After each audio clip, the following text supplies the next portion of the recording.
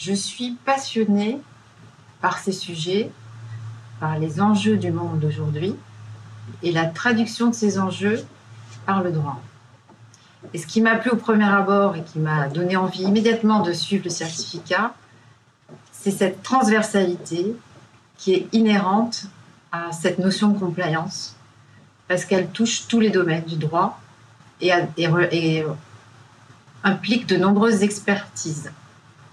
Et dans le certificat, nous sommes confrontés à cette transversalité, qu'il s'agit de protection des données personnelles, de sujets relatifs à l'HR, à la compliance, la RSE.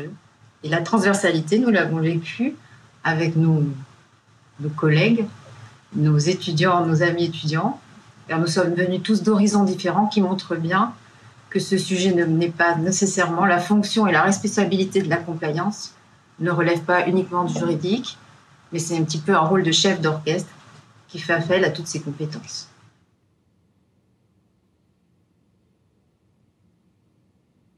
Absolument, je crois qu'on partage tout à fait la même passion avec Claire. La compliance, c'est un changement de paradigme complet également pour les avocats dans notre manière d'exercer. Et la formation que Dauphine a proposée résume bien, à mon sens, ce qu'est la compliance aujourd'hui. À la fois pour les juristes, une métamatière qui transcende énormément de sujets, et également une technique de travail, une méthode de travail que tous les professionnels, quel que soit leur profil, doivent désormais s'approprier en entreprise.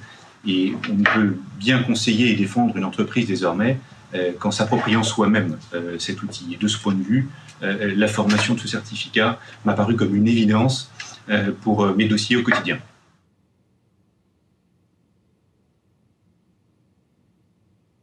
Non seulement elle a répondu à mes attentes, mais elle a dépassé ses objectifs. Parce que d'une part, personne ne peut prétendre connaître tous ces sujets, qu'il s'agisse de vigilance, RSE, parce que maintenant, on s'intéresse, qui plus est, en compliance en droits humains. Donc, bien évidemment, nous avons étendu le périmètre en connaissance. Nous avons vécu en direct la construction et l'élaboration des cartographies des risques au travers de la loi Sapin, qui n'est pas nécessairement la même chose que les approches FCPA ou UK Bribery Act. Nous avons partagé avec nos amis différentes expériences. Nous avons eu des intervenants avec différentes interprétations pour des cultures différentes.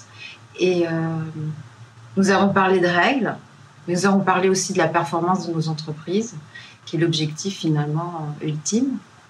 Et puis nous avons bénéficié du leadership efficace, professionnel et bienveillant de vous, Sophie, et de Béatrice, sous la houlette desquelles nous étions placés, et nous en sommes ravis. Merci beaucoup. Maître, est-ce que votre retour est du même ordre ?